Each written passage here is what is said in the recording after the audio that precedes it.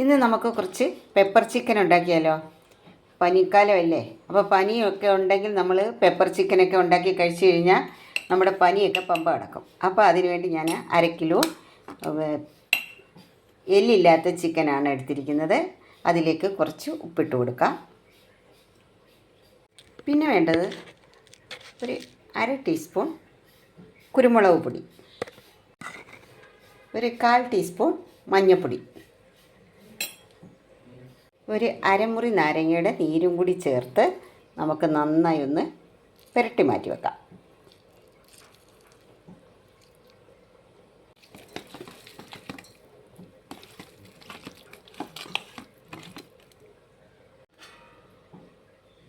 അപ്പോൾ ഒരു 15 മിനിറ്റ് നേരത്തേക്ക് നമുക്കിതൊന്ന് അടച്ചു മാറ്റി വെക്കാം.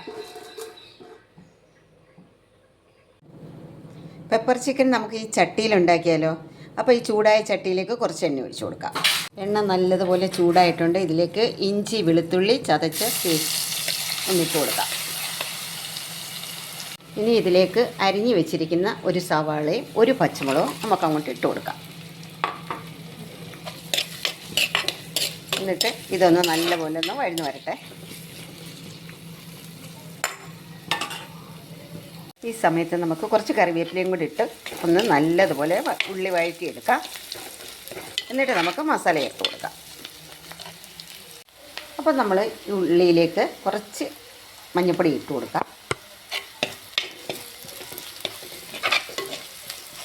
വലിയ മസാലയൊന്നുമില്ല, നമുക്ക് കുരുമുളക് പൊടിയാണ് കൂടുതൽ വേണ്ടത്. ഇനി വേണ്ടത് 1/2 ടീസ്പൂൺ കുരുമുളക് പൊടി.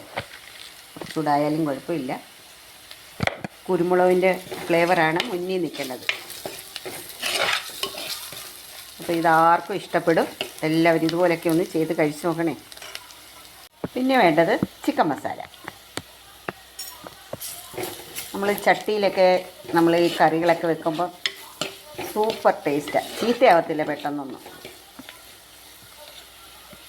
അപ്പം നമ്മുടെ ചിക്കൻ മാരിനേറ്റ് ചെയ്യാൻ വെച്ചിട്ട് 15 മിനിറ്റായി. നമുക്ക് ഈ പീസസ് അങ്ങോട്ട് ഇട്ട് കൊടുക്കാം.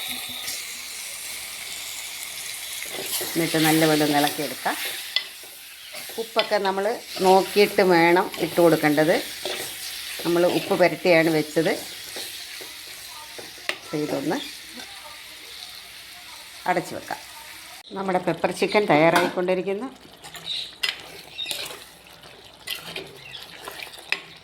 ഇനി ഒരു 5 മിനിറ്റ് കൂടെ വെന്താൽ മതി. നമ്മുടെ പെപ്പർ ചിക്കൻ തയ്യാർ.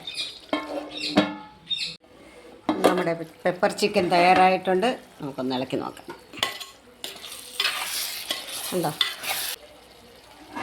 1/2 മണിക്കൂർ കൊണ്ട് നമ്മുടെ പെപ്പർ ചിക്കൻ തയ്യാർ.